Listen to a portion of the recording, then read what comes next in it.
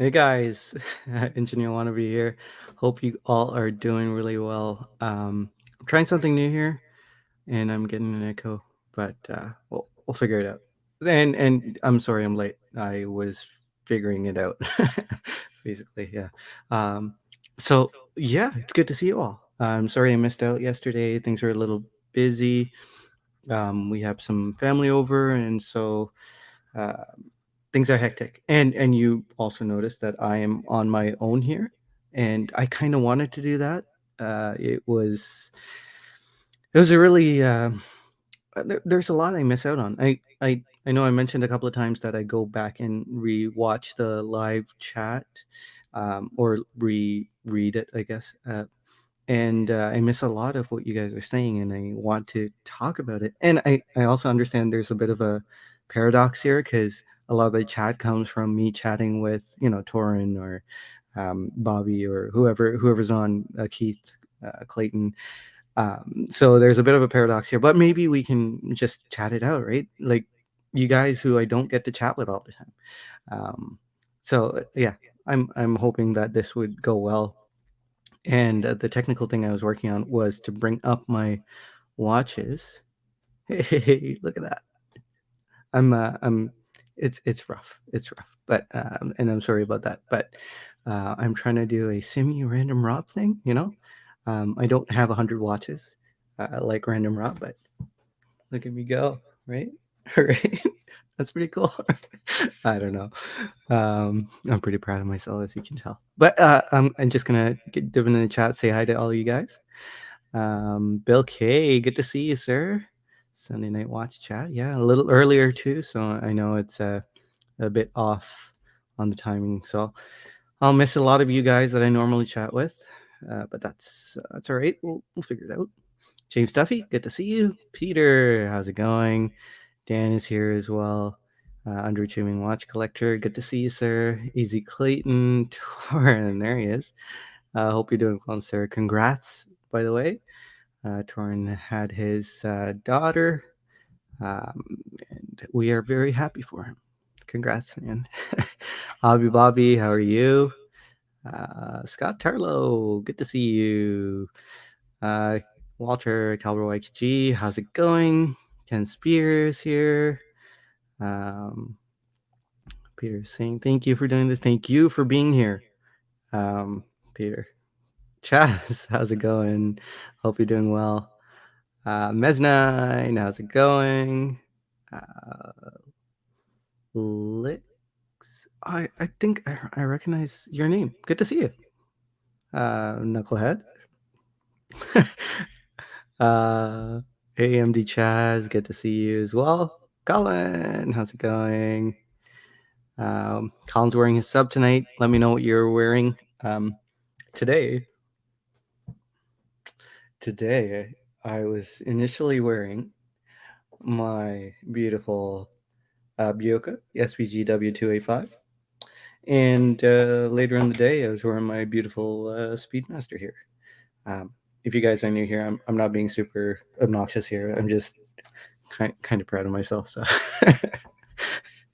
let me know if you guys hear some kind of echo. I have a little echo, but hope you don't. Bruno, good to see you, sir.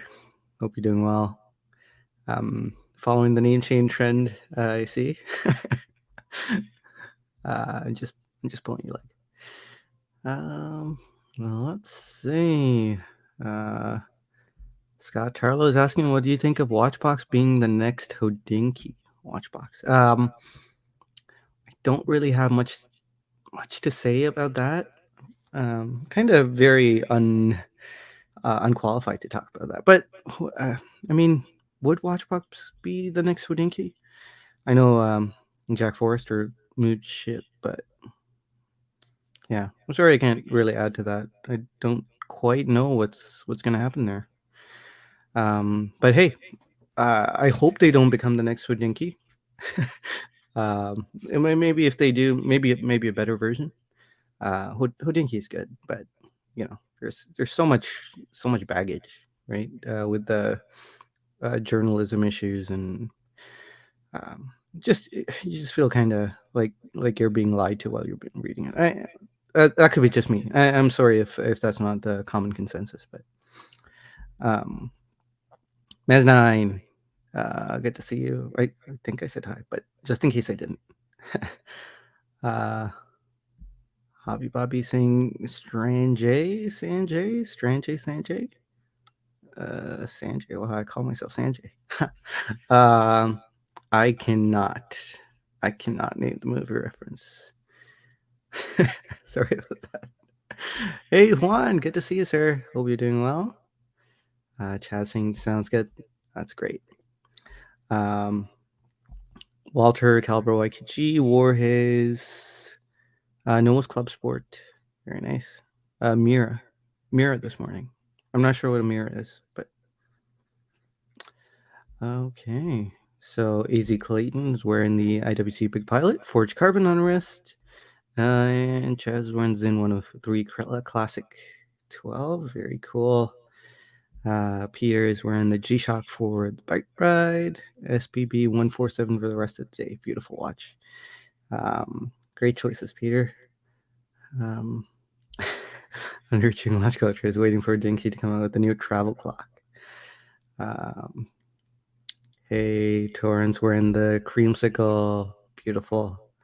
Beautiful. Mez9's wearing the Ranger all day. Hamikaki King tonight. Well, Ranger, like the new Ranger or the old Ranger? Both are cool. Anish, good to see you, sir. Rolex Starbucks on the wrist to close the week. Cool. That is very cool. Congrats if you got that recently. Hobby Bobby says, let's not make Watchbox out to be saints. What they do to the markets is just as bad as Houdinki not calling out sponsored content. Possibly. I'm. You might as well consider me a layperson when it comes to this stuff. So from the outside looking in, maybe it's just propaganda or whatever it could be. But in my head, Watchbox is viewed in a better light than Hotinki. But that could be, propaganda related. I don't know. Anyway, yeah. So this week, I made it almost through the whole week without wearing my Speedmaster to work. But on Friday, I did wear my Speedmaster. It was due to be a slower day. For any of you who missed last week's live stream, I now have a more of a physical job, and a job where, well, I'm a automotive detailer now. So the problem is if you do wear something metal, you are putting the vehicle at risk, basically, because metal can scratch pretty easily, especially clear coat, um, plastic panels and stuff like that are super scratch prone. And it's really not responsible of someone to wear something that could damage the car, however dexterous they may be. I consider myself to be pretty dexterous, but it's just asking for trouble. I did take my watch off a couple of times during the week, so or during Friday.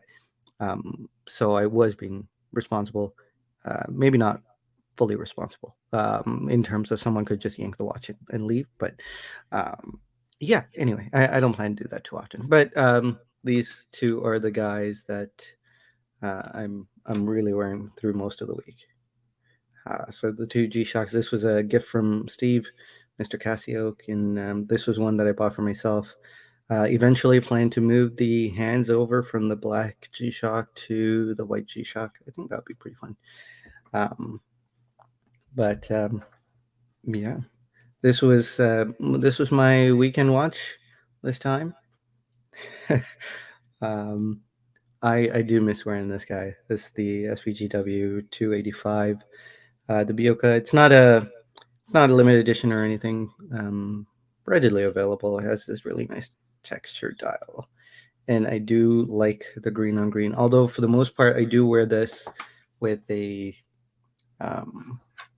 black alligator strap. So black and green seems to go really well.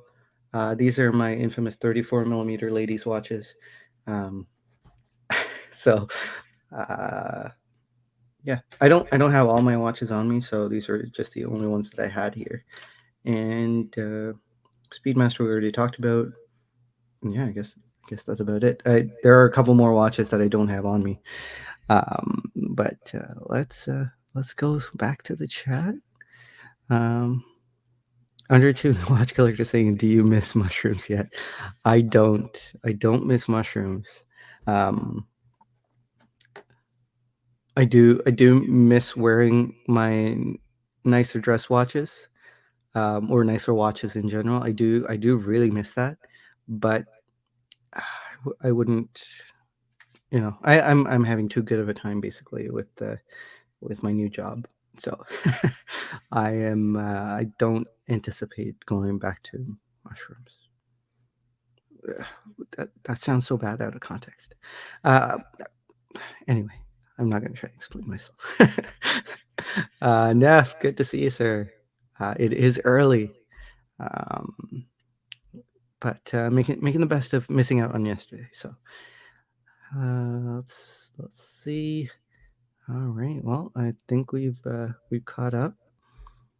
Um, yeah, a couple other things that I was going to talk about was yeah,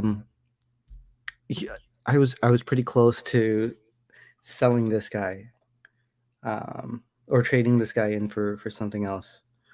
Uh, Now I don't really want to do that, and I backed out because of the circumstances. So I am getting super antsy.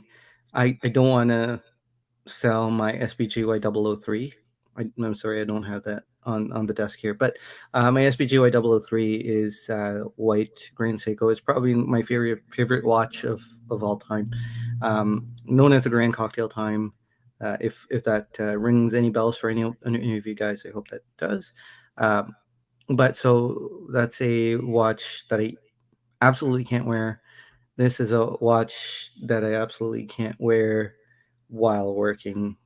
However adventurous I feel that day, I don't think I'd feel this adventurous. Um, so it got to the point where I was thinking, hey, I gotta maybe get back the Planet Ocean. Yeah, the 39.5 millimeter Planet Ocean I had. So I was thinking of trading this back to get that back. And I did get pretty close to doing that yesterday.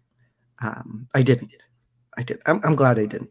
But man, it's rough. By rough, please take that with a tablespoon of salt. It's really not rough. I'm just being an obsessive watch addict. Um, but yeah, I mean, the Planet Ocean would be so useful. You know, it would be. I'd be able to wear that happily. The thing is, all my Grand Seikos, like including the 21 millimeter lug width on the Grand Seiko Winter, which I don't have here either. So I'm sorry about that too. The Grand Seiko Winter, the SBGA 415. I think that'd be a great watch to wear at work, but I don't have any water resistant 21 millimeter straps. Um, Maybe I should just get one, but I don't know of any that make a 21 millimeter strap that is also short, that is also water resistant. So I'm in this Venn diagram of small wristedness. So um, yeah, so I can't really wear that, even though it would be capable of being worn. And I think because it's titanium, it would be even easier to wear than the Speedmaster. Um, but man, I just can't find that strap. So I can't wear any of my Grand Seikos. Like it just hurts, um, but anyway, yeah, Neff mentioned extra long gloves. I will do that. Someone in the comments mentioned wearing a wrist or a sweatband. That's a great idea too. So I could do that, because then I could just wear the Grand Seiko on the bracelet. So if I wear the Grand Seiko SPGA 415 Winter on the bracelet and put a sweatband on top of that, I'd look like a real dork. But um, that would be one way to do it, right? Let me go full screen because nothing interesting is going on over there. Unless if you want to see the watches, let me know. Um, Wilson says just shrink wrap them and wear. Yeah, yep, I could do that. My hands are not perpetually wrinkled, thankfully, but I am getting an inordinate amount of hangnails. I think that's what they're called, right? When you get these peeling skin pieces. Although they seem to have cleared up, so they get really bad towards Friday, and then the weekend comes and they heal. So yeah, all good. They are not perpetually wrinkled. um, MD Chaz is in a new business venture. Do you run into a lot of vehicles filled with watch boxes in their trunk? It's not a business venture, but I do not run into this problem. This does not happen. Uh, Scott says the 39.5 millimeter black ceramic Planet Ocean, in my opinion. Oh, ceramic would be even harder for me to get over wearing because it's that much harder, which means it's that much easier to leave marks. Like supposing I did rub that against a paint or something. Um, but yeah, extra long gloves solves all those problems. That's Neff is also mentioning throw it on 20 millimeter rubber and enjoy the gap. I could do that. But what am I, a barbarian? Come on, man. uh, sorry for calling you man. I I had honey waters. Just honey waters, good for you. But maybe it makes you a little hyper. FKM rubber is is high up on the list. I might actually do that because FKM rubber. I think they put a lot of holes on the strap itself, so um, that might be Barton straps. Thanks, Peter. I did not consider that. I will look into Barton straps. Um, Justin says, I'm sure this can be another use for microfiber. Oh man, the microfibers they use at work is so bad. I'm not going to bring my own microfibers, but yeah, oh well. Dunk them in Rain-X. I'm sure they'll have some there. They don't, and I won't. um, James Duffy says he wears a sweatband over my watch when I was doing a lot of heavy lifting. See, so this week was the first time I actually polished a panel on a car. Like the hood needed a polishing, and I was actually quite concerned with the vibration coming off the machine. So that was one of the times where I did take the watch off. Um, so vibrations, heavy lifting, kind of related to that, I guess. Easy Clayton says, go a Barton canvas. They're cheap and they can be replaced when they get bad. That's true. Um, Keith actually is fond of Barton canvas too, if I'm not mistaken.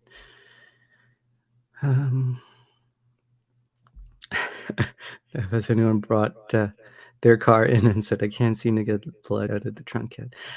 It's funny that you say that. Not out of the trunk, but there was some blood on the headliner. um, it was explainable though. Someone got a nosebleed, but there was blood.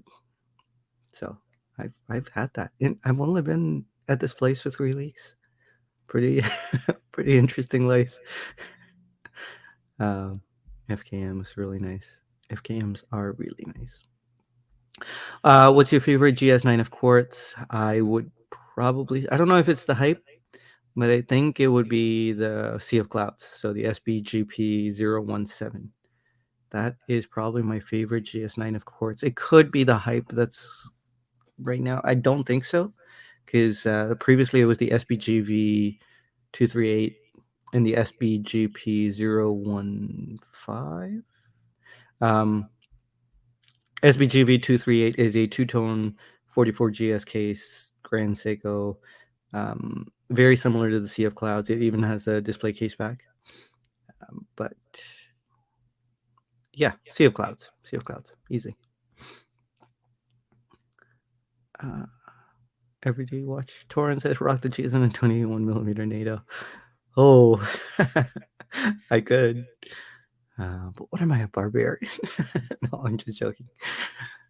Um, SBGP015 is his favorite 9F MD Chaz. That's a beautiful one. Um, Let me bring that up. That's the one I was thinking of that one too. I used to own it for a while. So let's add this third screen in here. Um, SBGP015. Come on, StreamYard. There we go. So yeah, this. Hey, look at that. That's my video. um, yeah, red seconds hand, blue ceramic bezel for the Beast case. I guess I don't quite know if this has a case name, but it has that super aggressive case that's reminiscent of the Seiko Samurai. Um, Such a beautiful watch. Clayton from the Watch Talk podcast used to have this as well. Um, Man, I kind of miss that. So it's a beautiful watch. Neff says the SBGV 245. That's really nice too. That's the Gray Beast, right? It's known as the Gray Beast. Uh, Look, I knew a reference number. Wilson loves the Sea of Clouds. Torrin owns the Sea of Clouds as well, and he misses his GMT. That's so many good 9F Quartz watches. It's crazy. Peprex says, "I wish the Sea of Clouds was 37 millimeters. That would have been cool." Um, yeah, in that 37 millimeter case, I don't think they can fit that movement in there though. Um, I'm not sure. Juan says, "Have you seen the 37 millimeter GS um, to be released in September?" The 37 millimeter GS. I'm not quite sure what that might be. Would that be the one with the 44 GS case, the 36.5 millimeter ones? I'm not sure. After 2 months, I just saw the Rain Man of Grand Seiko reference numbers. Oh, thank you. Thank you. Liz Licks says, how do you like the Forstner beads bracelet? Thinking of getting one for my SPGI double son. Oh, hey, congrats that you got that. Um, I really like it. I wish I had it here. Man, missed opportunity. But the SPG Y003 right now is on that Beads of Rice bracelet. It is a lot of fun and incredibly comfortable. I would always recommend that Beads of Rice bracelet. Although now there seems to be more options in the market if you're looking for that Beads of Rice thing. I think um, Evan from You're Terrific. He has mentioned a company that does 19 millimeter bracelets, beads of rice bracelets, but they actually have a full 19 millimeter beads of rice going on. The Forstner one has a 19 millimeter bar, but the bracelet itself is 16, I believe. So it doesn't taper in; it just cuts in. Um, so that might not be the most beautiful thing, unless if you like that look. I happen to like that look, but if I had a do over, I'd probably go with the one that has a straight 19 millimeter um, beads section as well. But let me show this again. So maybe you can make it out here. Yeah, as you can see, like there's that 19 millimeter bar, and then it cuts into 16 millimeters. It's not that noticeable, but it is kind of noticeable. But I do recommend that. This good quality stuff. It comes in a magnetic box though, which is mind-boggling. Like I'm sure that bracelet is magnetized somehow during shipping. I don't know. Maybe I'm overthinking it. Um, James says he's waiting for the black die variant of the 37 millimeter 44 GS case, and I'm waiting for a nice blue.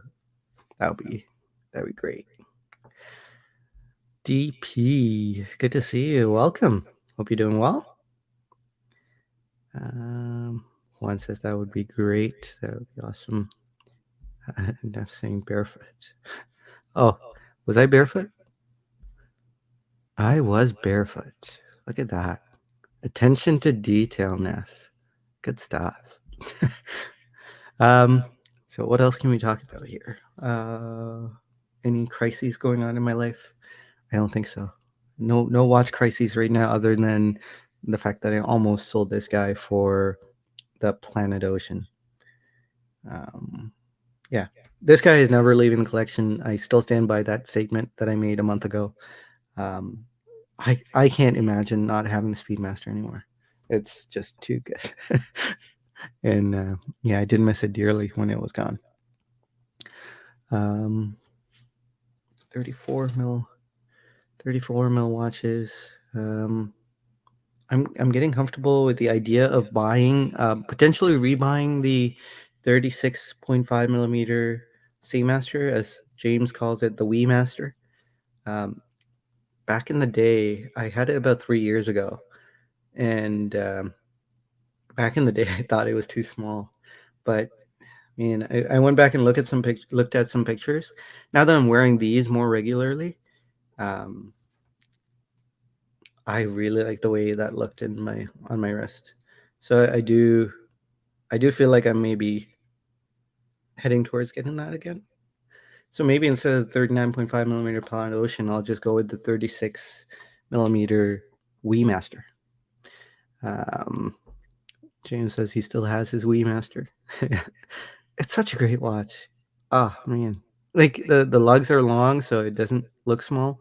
I don't know why 3 years ago I felt like I had to get rid of it, but um, I guess I'm older and wiser now. So yeah. Do you guys have any questions for me?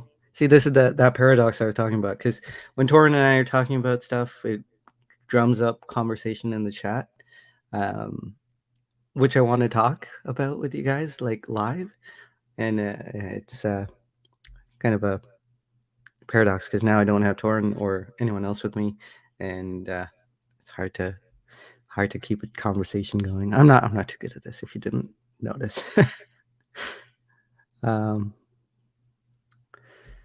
DP says your review of the SPGW 285 is the reason Ururi is my first and only GS. Ururi, is that the 281? Ururi. I feel like we talked about that some time ago. GS Ururi.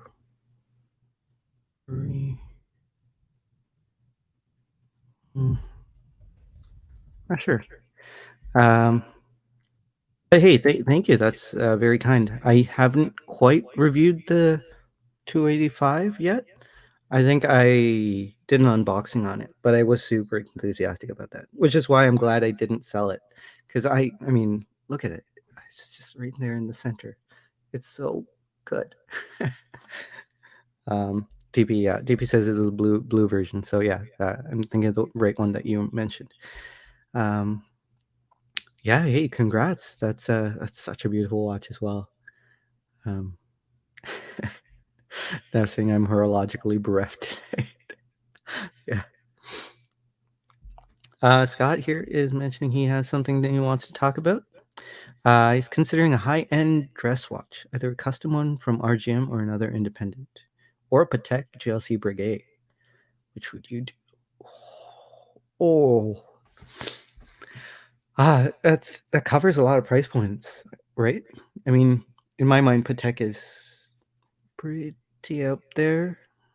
If you're thinking like a Calatrava, RGM would be okay. Again, I'm probably gonna show how little I know, but my understanding of RGM is they're usually larger watches with the Unitas movements. A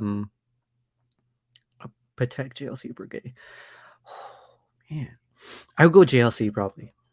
If you're, of course, if you're not going Grand Seiko, I would go JLC. Um, what would I get? I'd probably be boring and go with the sector dial, but that's not really high end, is it? Hmm. But I mean, my dream watch is or not a dream watch, but a dream Patek would be that Calatrava with a hobnail sides and a hunter caseback. Was it a hobnail sides? I don't even know what reference to look up. It's it's just been a while since I've seen that, so I'm completely in knowledge bankrupt when it comes to Patek, JLC, Breguet. Um, So, I mean, I would get that if money were not no object, I'd get that Patek with the hobnail bezel or sides, and the Hunter caseback with the gold movement, if I'm not mistaken. It's just magnificent, and it's a great size. Um, what would you do though, Scott? What are you leaning towards? Um, RGM is so cool. I mean, I don't know if you guys have seen Amon's RGM, but that's probably the most beautiful black dialed watch I've ever seen. So, um, yeah, maybe RGM if you've got a big wrist. But maybe I'm wrong about that. Maybe RGM does offer like 37, 38 mil watches. Bill K says, "Did you see Random Rob is now reviewing Grand Seiko and even considering acquiring one?" I did see that. It's kind of funny. Um, I'm happy. I'm happy for him. And he has a beautiful. I think the most recent one was the ASB GM 247, green dialed GMT. That's a great watch. Um, I don't know why he's considering that one. It's kind of thick, but it's a nice GS, and I'm really happy for him. I'm happy that he's come around. I mean, I hope that he comes around on the other Grand Seikos, but um, yeah, that's really interesting though, right? Um, yeah, I have seen I've noticed that, and I'm really happy for him. MSD, good to see you, sir. Hope you're doing well. What's happening here? Solo stream, just semi impromptu. Uh, trying to go fancy here with my setup, but I don't have as many watches as Random Rob or anything, so there's not really much I can talk about here. um, Juan says, "Are you planning on reviewing the King Seiko?" I absolutely am. Funnily enough, it has the same number as this guy. So the green SBGW 285. The King Seiko I own is the SPB 285. I did not plan that, but I will. I will review it. Uh, this guy almost didn't get a review because I was getting super antsy and impatient thinking about the Planet Ocean. But now that I've got over that, I will get a review on all these guys. Um, let's see. Neff is saying Brigade Tradition would be my pick, or maybe a Laurent Ferrier if I could find one at a reasonable price. Ooh, Laurent Ferrier is nice. Let's see. Kudoki seems to be popular in some circles, says James. Mark says, I love RGM, but Brigade is so criminally underrated. That is very true. DP, what RGM is that? Almond's RGM, I'm guessing you're asking. Let's see if I can pull it up. I hope this is okay. But let's jump on Instagram.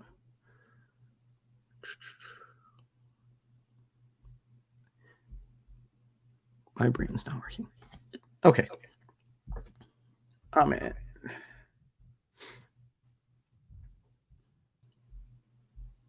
There it is. Oh man, it is so nice. So incredibly nice. But yeah, that's the most beautiful black dial watch I've ever seen. Including the night birch. I mean, I haven't seen the night birch in person, but this is so nice. Yeah. Great job, Amin. That is so good. Um, Scott says, I can't decide between them.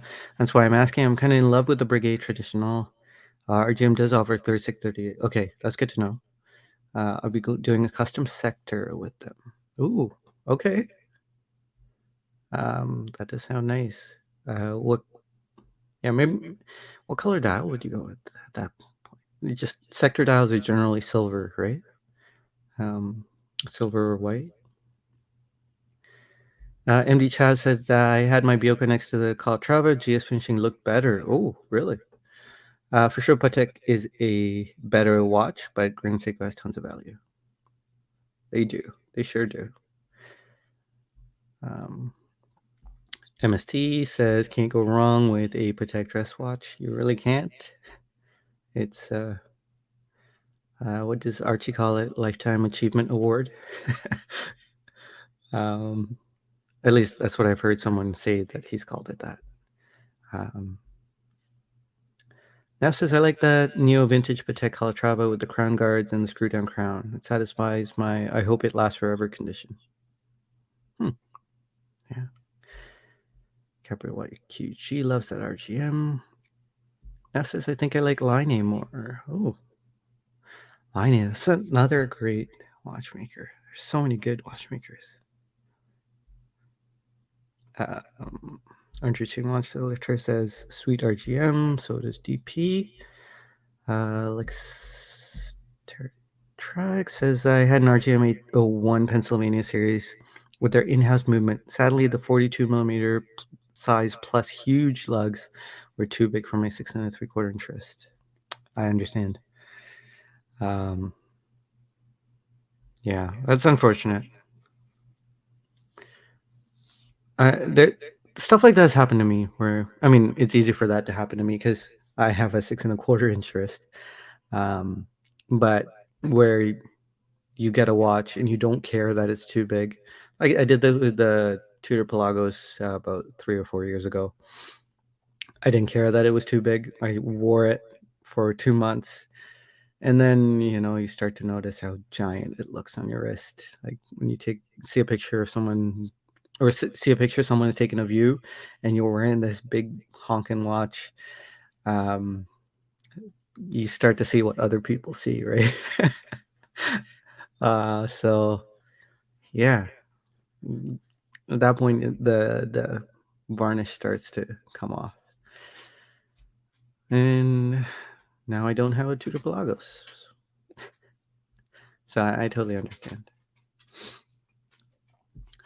Scott saying yes, I do a bead blasted silver and have the numerals engraved. Ooh, oh, that'd be so cool. That would be nice.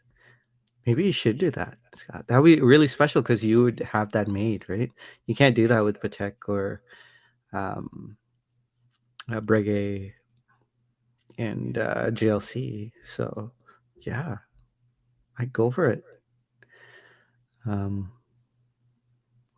Because like what comes to mind, obviously, because Grand Seiko is my chocolate milk, my happy place. I think of the Grand Seiko hand engraved numeral dial that was like a limited edition of 100 pieces or something, made out of platinum. I can't quite remember the reference, but it had like water droplets or splashes engraved as the numerals, and it looked really cool. Looked kind of out there at the same time, but yeah, that's what it made me think of. But yeah, it'd be one that you made with RGM. That would hold something special. Scott says I would have bought the Omega sector dial, but the AG925 engraving in the middle ruins it. That is that's a good point. It didn't quite bug me. What was that? The CK89? It didn't quite bug me, but I think that logo really killed this watch for me. Other than that, man, it's such a beautiful watch. Let's see, AG925. Where does it say that? Oh no. Okay, I can see how that would bug you. Um, It's not too bad though, but maybe that would eat away at me too. Yeah, but the logo is a bigger problem for me. I don't know why. I don't like that. What do you call that? Italicized font. It's just not my thing. James says if we had the opportunity to build the perfect Grand Seiko, what case, dial, and movement would you use? That's a great question. Okay, case would be a 44GS case. Now that we have a 36.5 millimeter 44GS case, I would go with that. So the SPG W289 as an example. Yeah, so this case, dial would be the SPGY 003's dial, because that is still my all-time favorite Grand Seiko dial. Reasonable Grand Seiko dial, I think. Yeah, so oh man, this watch gives me goosebumps every time I see it, whether it's on my wrist or someone else's wrist. It's so nice. Look at how deep the striations are, the rays. It is impossibly deep. So I would get this dial on the 44GS 36.5 millimeter case. Movement would be the hand one spring drive that is here, the 9R31. Well, actually, if money were no object, maybe I'd go with like the 9R02. Oh, look at that. Yeah, I'd go to 9R02. Hand wound spring drive. This is just incredible. So, okay, 9R02 movement. And that's it, right? Case style movement. Yeah. Yeah. And a strap. Okay, so the 44GS case usually means better water resistance. So I think I'd get 5 bar, which I'm okay with. So 50-meter water resist, that is good for me. Would I get it on the bracelet? I guess so. And since it's a special edition, maybe they'd throw in a strap too, because FPGW 289 has that, generic Grand Seiko bracelet, right? That we are so used to bashing. It's just comfortable. It's a comfortable bracelet. It might not be the most beautiful thing. There might not be micro adjust or anything, but it's really comfortable. So I'd get this bracelet. And that's what I do. Great question. Thanks, James. Neff is asking how apparent is the engraving in person, I wonder. It doesn't really matter. They discontinued it, so might be hard to get. In-house RGM watches all seem to be kind of large, says Mark. Scott says, yep, in-house RGMs are large, but Solid ETA movements are nice. Hey, Pale Horse is here too. Good to see you, sir. Hope you're doing well. Neff says, when I hear about independents whose in-house watches are all 42 millimeters, I think they're using 6498s as a base, almost a guarantee. Yeah. Kevin, good to see you, sir. Still using the pen you graciously gave me. It's really great to write with. Bob Standard steel nib, and I have such a good time with it. Makes me wonder why people spend so much on gold nibs. Well, I'm sure there's good reasons. It's just not for me. I mean, it is for me. I'll stop. Oh, Neff, good call here with Don Bluth and Sona, making some killer watches. Yeah. Pete, I want to say Pete from Not So Obvious Watches, but Pete McConville got one recently. If you guys haven't seen that review, you should. It's a beautiful watch. NB Chaz's SBGW 263 was $19,000 hand carved GS with the movement found in 4K GSs. Yeah, okay. That's probably the one I was thinking of. Let's look it up. BGW 263. That is the one. That's the one I was thinking of. Yeah, that is beautiful though. I mean, the hands I could give or take, but I do really like this. Oh, yeah, the movement's a crying shame, huh? Because this watch too, beautiful watch that I've been gawking over for years. Um, what would that be? The SPGW 264. Yeah. So the SPGW 264 has that same movement, the 9S64, I believe. It's kind of a shame.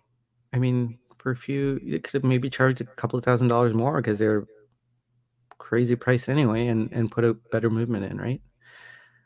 So I don't quite understand what the logic behind that is. I'm sure there's a reason. Would you buy a Crador GCBD 999? GCBD 999. Let's look it up. Crador GCBD 999.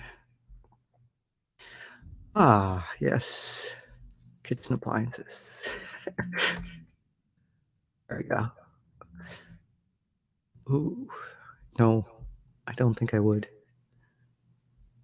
Um, skeleton dials. They gotta be. There's only a very certain skeleton dial that I'd probably go for. This would not be it. Even skeleton dials are just really hard for me to really appreciate. I don't know why, but I mean, I'm sure it's immaculately made though. Would this be something you're considering, Scott? That's really interesting. Like I would appreciate it on someone else's wrist, just not be on mine. Um, they're really beautiful watches and not insanely priced either.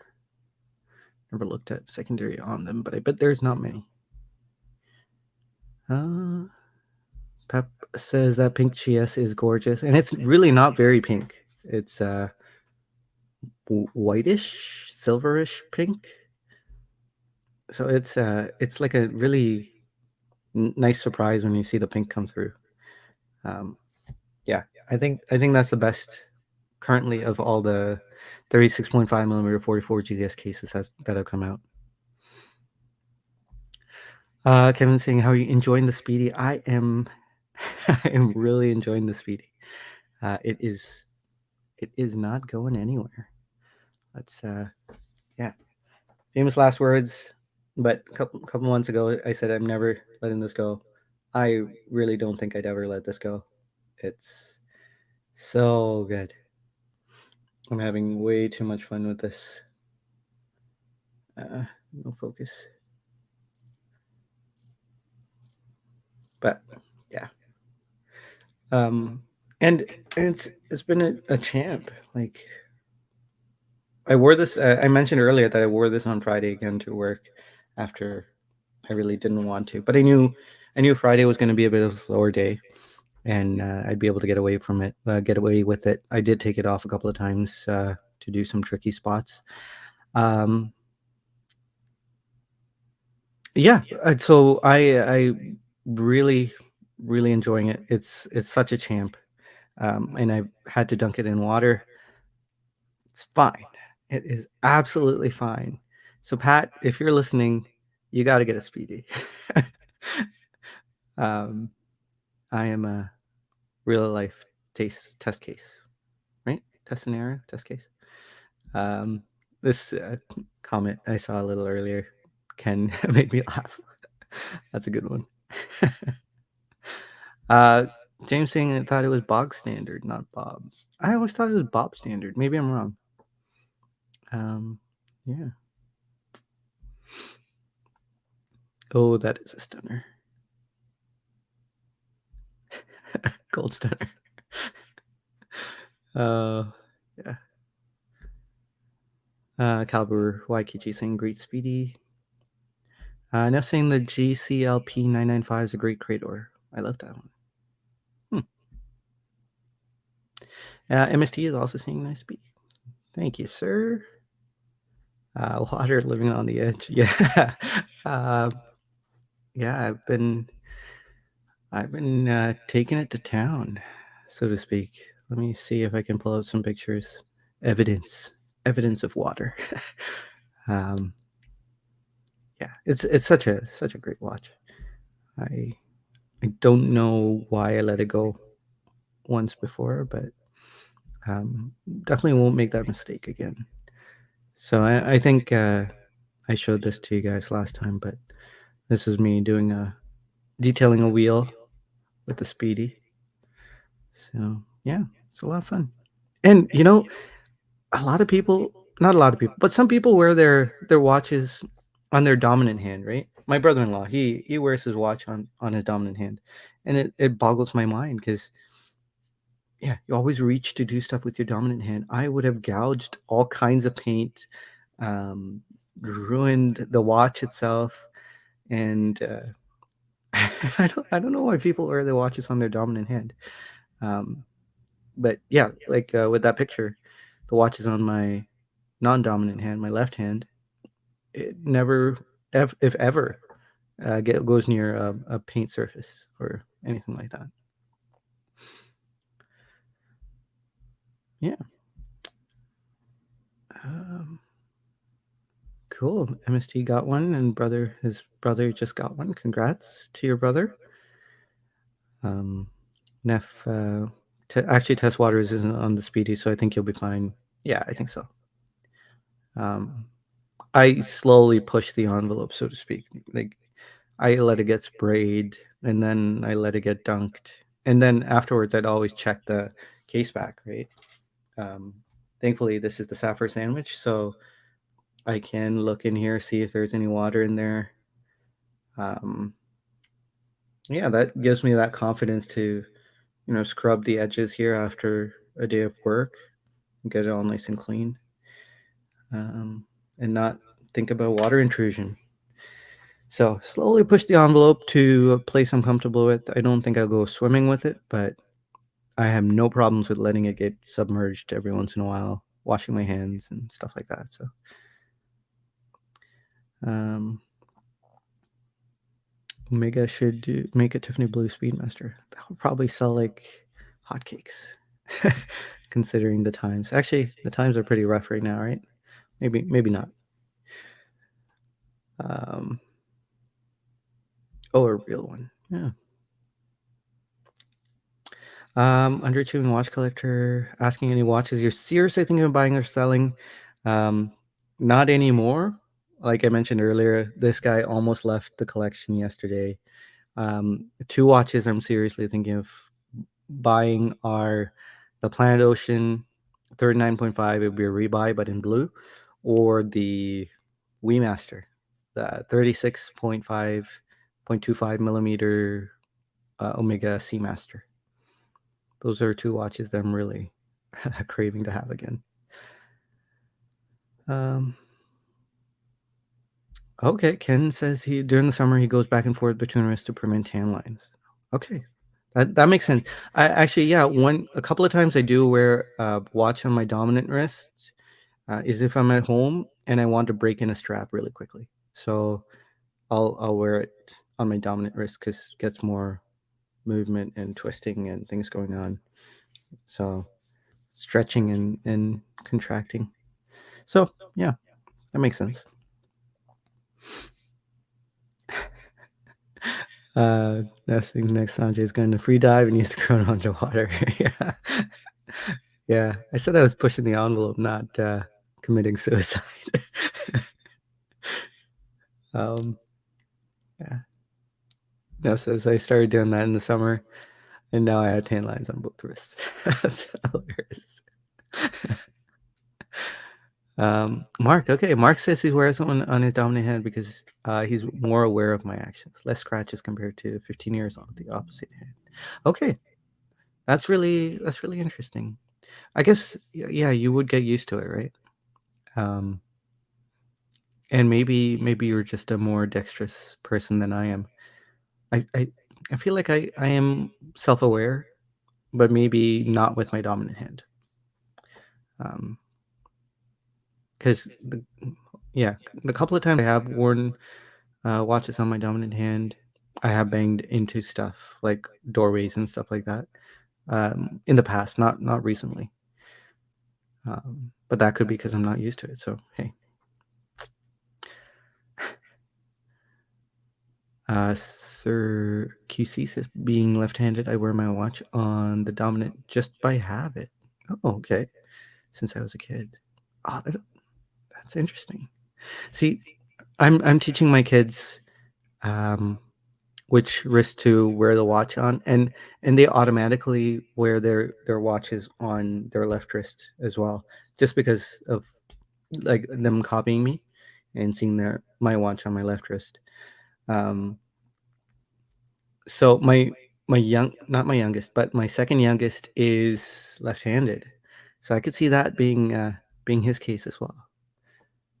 Because if he wears his watch on his left hand, growing up, he could get used to that, and then that's really interesting. There you go. Uh, Proper use case scenario of wearing a watch on a dominant wrist. I don't know if you call that a use case scenario. But anyway, guys, bit of an experiment tonight with this second camera going on, and my watches that I barely spoke about. I kind of spoke about them, but the more important thing, of course, is that I got to actually chat with you guys way more than I normally do, like Neff and I should have named people. Now I got to name everyone. Neff, Ken, James, Scott, Mountain Standard, Sam here as well. Good to see Sam. Kevin, Lix, Peprex. You guys, like when we do have live streams, I do miss not being able to continue a conversation, and so I feel like this is really nice. But I hope you all have a great week ahead, and yeah, I'm looking forward to chatting with you all on Saturday. This time with a few guests. Hope maybe Torin will be able to join in. Hope you get lots of rest, Torin, and sleep, and to your fiance as also. Um, yeah, guys, remember you are infinitely valuable. Great price has been paid for you all. I do appreciate you all, and I do care about you. And I know I say that all the time, and it may not seem in, genuine. Yeah, I do really mean it. But have a great week ahead, guys. I will chat with you all soon. Take care. Bye.